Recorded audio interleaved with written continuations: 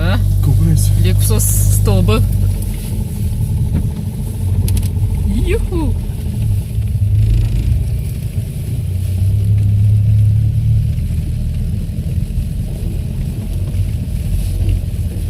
Той капака му беше изкъртен вече. На кой? На MG-то. MG-то ли беше? Не, ровъра. Тук ми да го бутнеш, защото защото мина на 2 см. Еми няма коловоза. От огледалото му, към да го... Излязали от коловоза няма мърдане. Ще няма начин да стигнеш до никъде, ако излезеш от коловоза. Те всички коловози за надолу ли? Стига. Има един май малко за нагоре. Не има. Ама е малко. Леко с дърветата. Кое? Леко с дърветата. Оп.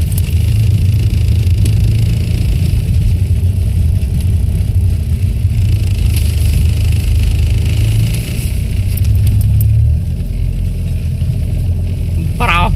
Успя с дружни усилия. Показно как се кара в зимни условия, в дълбок сняг. Гледай, той има 20 сантима сняг тук, ама. На полусъединител. Чето новия съединител, направо му се разказа играта. От. Койт ме. Койт.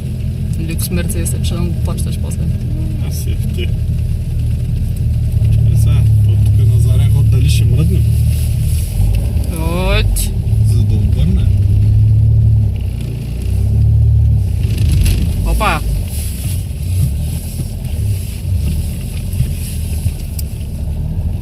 Нямам никаква видимост на заре. Някой от нас ще ако дойде... Той пък сякаш някой от вас ще не те познава.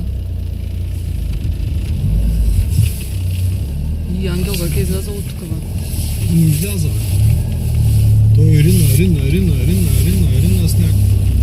Ще ползвам неговите стъпки, че няма да стане.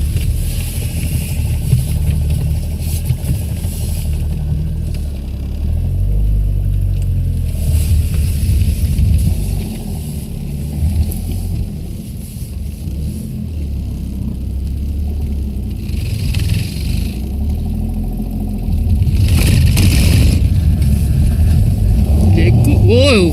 Чуть диференциала го прави.